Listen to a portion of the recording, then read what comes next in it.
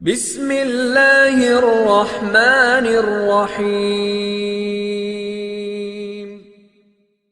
أعوذ بالله من الشيطان الرجيم. بسم الله الرحمن الرحيم. ألف لام ميم را. تلك آيات الكتاب والذي أنزل إليك من ربك الحق ولكن أكثر الناس لا يؤمنون. ألف لام ميم را. تلك آيات الكتاب والذي أنزل إليك من ربك الحق ولكن أكثر الناس لا يؤمنون. الله الذي رفع السماوات بغير عمد ترونها ثم استوى على العرش وسخر الشمس والقمر كل يجري لأجل مسمى يدبر الأمر يفصل الآيات لعلكم بلقاء ربكم توقنون. وهو الذي مد الأرض وجعل فيها رواسي وأنهارا ومن كل الثمرات جعل فيها زوجين اثنين يغشي الليل النهار إن في ذلك لآيات لقوم يتفكرون.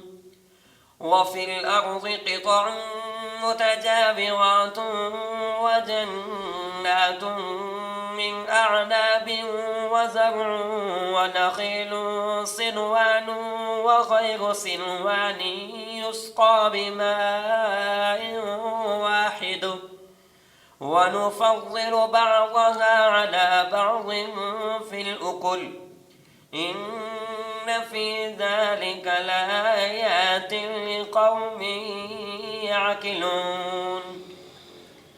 وإن تعجب فعجب قولهم أإذا كنا ترابا أإنا لفي خلق جديد.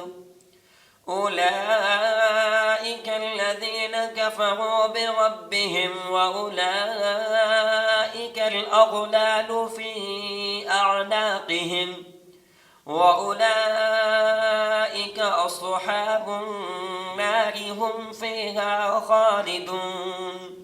ويستعجلونك بالسيئة قبل الحسنة وقد خلت من قبلهم المثلات وإن ربك لذو مغفرة للناس على ظلمهم وإن ربك لشديد العقاب.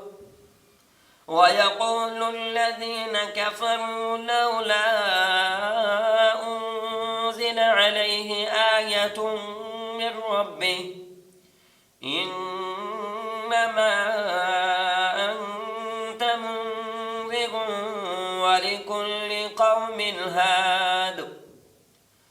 الله يعلم ما تحمل كل أنثى وما تغيض الأرحام وما تزداد وكل شيء عنده بمقدار. عالم الغيب والشهادة الكبير المتعال سواء منكم من أسر القول ومن جهر به ومن هو مستخف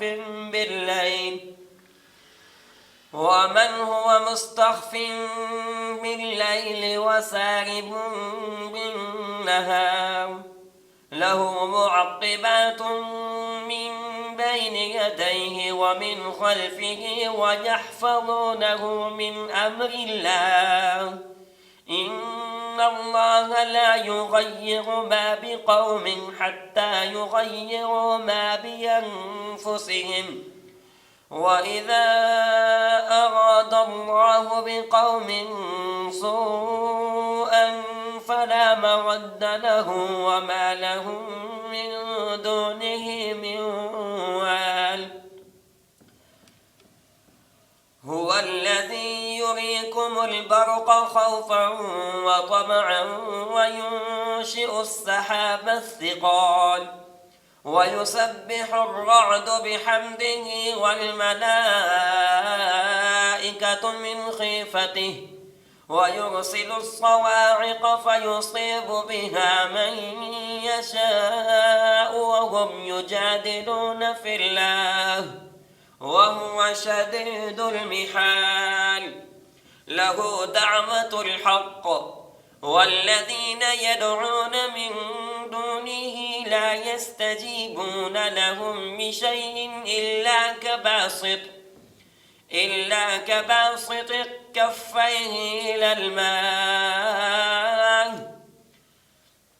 كفيه إلى الماء ليبلغ فاه وما هو ببالغه وما دعاء الكافرين إلا في ضلال ولله يسجد من في السماوات والأرض طوعا وكرها وظلالهم بالغدو والآصال قل من رب السماوات والأرض قل الله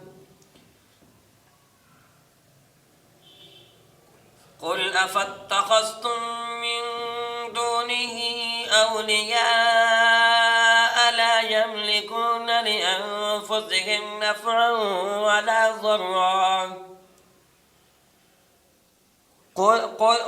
قل هل يستوي الأعمى والبصير أم هل تستوي الظلمات والنور قل من رب السماوات والأرض قل الله قل أفاتخذتم من دونه أولياء لا يملكون لأنفسهم نفعا ولا ضرا قل هل يستوي الأعمى والبصير أم هل تستوي الظلمات والنور أم جعلوا لله شركاء خلقوا كخلقه فتشابه الخلق عليهم قل الله خالق كل شيء وهو الواحد القهار أنزل من السماء ماء فسالت أودية بقدرها فاحتمل السيل زبدا رابيا ومما يوقدون عليه في النار ابتغاء حلية أو متاع زبد مثله كذلك يضرب الله الحق والباطل فأما الزبد فيذهب جفاء وأما ما ينفع الناس فيمكث في الأرض كذلك يضرب الله الأمثال للذين استجابوا لربهم الحسنى والذين لم يستجيبوا له لو أن لهم ما في الأرض جميعا ومثله معه لافتدوا به أولئك لهم سوء الحساب ومأواهم جهنم وبئس المهاد